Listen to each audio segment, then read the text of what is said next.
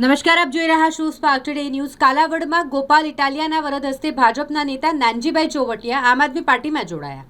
Jamnagar Junagadh road પર કાલાવડ ખાતે આમ આદમી પાર્ટીની જાહેર સભા થઈ, જેમાં વિસ્તારના પ્રભાવશાળી અને અનુભવી નેતા નાનજીભાઈ ચોવટિયા ભાજપ છોડી સત્તાવાર રીતે આમ આદમી પાર્ટીમાં જોડાયા। સાથે સાથે અનેક કાર્યકર્તાઓ પણ આમ આદમી પાર્ટીમાં જોડાયા। આ પ્રસંગે ગોપાલ ઇટાલિયાના વરદ હસ્તે તેમને આપનો ખેસ પહેરાવીને પાર્ટીમાં આવકારવામાં આવ્યા। તેમને આ મહત્વપૂર્ણ રાજકીય પગલાથી કાલાવડ તાલુકા સહિત સમગ્ર વિસ્તારમાં નવી રાજકીય ચર્ચાઓને વેગ મળ્યો છે।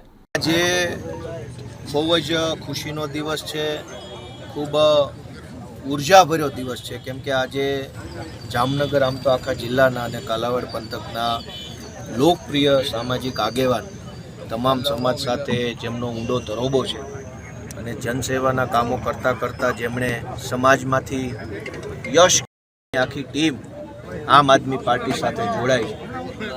પીઠ અનુભવી અને સમાજમાં જેનું ખરેખર માન મોભો હોય એવા આગેવાન આમ આદમી પાર્ટી સાથે જોડાય એ અમારા માટે બહુ ગર્વની બાબત છે। હું એમનું સ્વાગત કરું છું પાર્ટીમાં। આખી ટીમનું તમામ કાર્યકર્તા એમની સાથે જે આવ્યા છે એમનું સ્વાગત છે અને એમનો આભાર વ્યક્ત કરું છું કે એમણે ખરા સમયે સારો નિર્ણય કર્યો છે।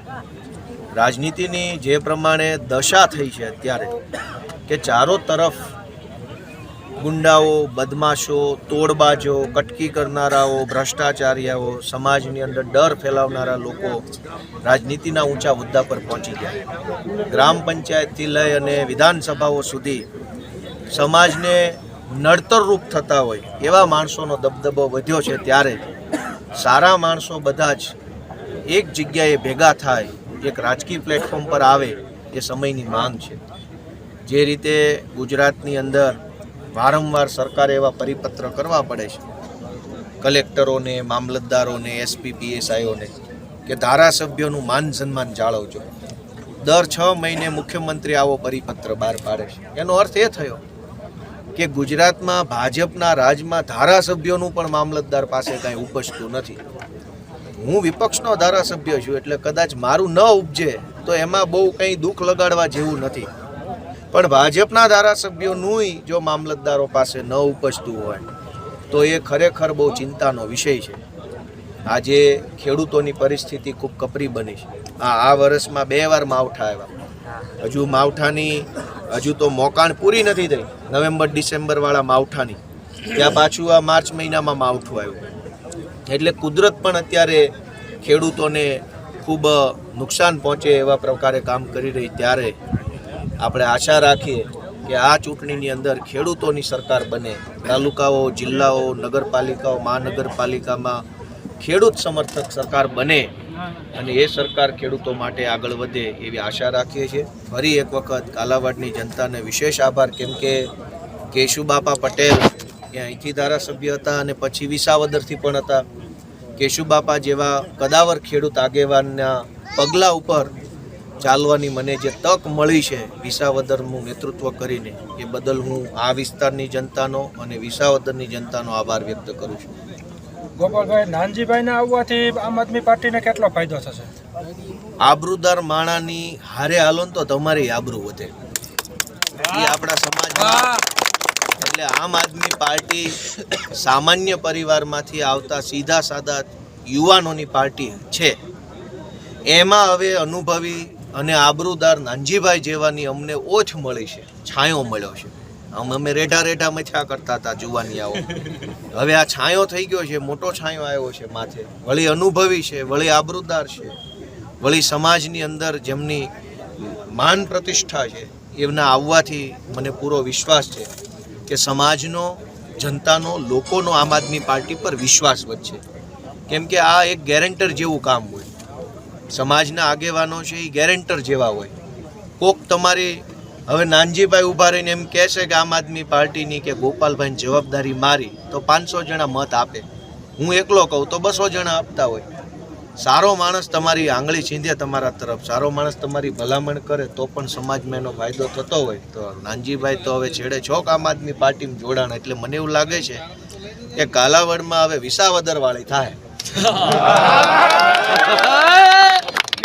સીટ જીતવાની અપેક્ષા છે તાલુકા પંચાયત અને જિલ્લા પંચાયત? સીટનો આંકડો તો બુકી હોય જ કહીએ કે અમે તો એટલું કહીએ કે જનતા અમને આશીર્વાદ આપે. અમે નવા જુવાનિયાઓ છીએ, સંઘર્ષ કરીએ છીએ, પ્રમાણિકતાથી અમારું કામ કરીએ છીએ.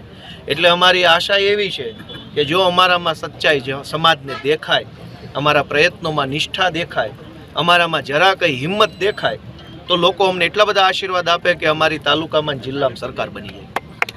ચોવટિયા એટલે ભારતીય જનતા પાર્ટીના મૂળ પાયાનો પથ્થર, અને આજે જે પોતાના વક્તવ્યોમાં કીધું કે એનો ભારતીય જનતા પાર્ટીમાં જે રીતે શાસન ચાલે છે એનો શ્વાસ મૂંઝાતો હતો, અને સ્વચ્છ અને ઈમાનદાર યુવાનોની પાર્ટીમાં જ્યારે આવ્યા છે ત્યારે અમારી પાર્ટીમાં એક નવી ઉર્જા આવી છે, અને કાલાવડને એક અનુભવી અને મજબૂત નેતૃત્વ મળી રહેશે, અને જેમાં અમારી પાર્ટી અને નાનજીભાઈનો અનુભવ એ ખૂબ જ સફળતા મેળવશે. ક્યાંક વિદ્યાર્થી અવસ્થાથી આદર્શોનો આગ્રહ રાખનારો છે, પ્રમાણિકતાના ચીલે ચાલ્યો, લોકોની સેવા માટે રાજકારણમાં આવ્યો, પણ હવે કાંઈ જુદું લાગ્યું એટલે મેં ભાજપ છોડી છે. આમ આદમી પાર્ટીના ઈસુદાનભાઈ અને ગોપાલભાઈ જેવા યુવા અવસ્થાના ધુઆધાર નેતાઓના પગલે ચાલવાની મને આ ઉંમરે ગમશે. ગાંધીજી અને સરદાર પટેલના આદર્શો ક્યાંક અત્યારે ભૂલાઈ ગયા છે. એ જમાનો વીતી ગયો. હવે એક નવા યુગનો આરંભ થાય છે, એમાં આમ આદમી પાર્ટીને જ સમર્થન મળશે એવી મને સંપૂર્ણ શ્રદ્ધા અને વિશ્વાસ છે. એટલે આમ આદમી પાર્ટીમાં જોડાયો છે. નાનજીભાઈ, અહીંયા કાલાવડની જનતાનું એવું કહેવું છે કે ભાજપના આંતરિક વિખવાદ જે છે એના પગલે આપ આમ આદમીમાં જોડાઈ રહ્યા છો. આંતરિક વિખવાદો તો દરેક પાર્ટીમાં હોય. કોંગ્રેસનું પતન એમાં જ થયું. જે ગાંધીજી અને સરદાર પટેલની કોંગ્રેસનું પતન આંતરિક વિખવાદ અને વિલાસી જીવનના કારણે થયું. ભારતીય જનતા પાર્ટીમાં આંતરિક વિખવાદો તો બધે જ છે, અહીં છે એવું નથી, પણ ક્યાંક મને બરાબર ન લાગ્યું, ક્યાંક મારા વિચારોનું બરાબર પ્રતિબિંબ પડતું મને ન દેખાયું. હું આદર્શોનો વરેલો વિદ્યાર્થી અવસ્થાથી અત્યાર સુધી આદર્શોના પગલે ચાલ્યો છું. હું કેશુભાઈ પટેલનું ઊંડાપણું એની સાથે રહીને મેં જોયું છે.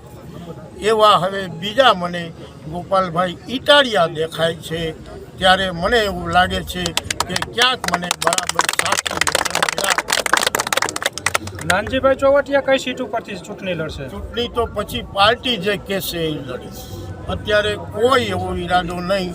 પાર્ટીના આદેશને મેં ભાજપમાં પણ માન્યો હતો. આમ આદમી પાર્ટીની નેતાગીરી નિર્ણય કરશે એને હું શિરોમાન્ય ગણીશ.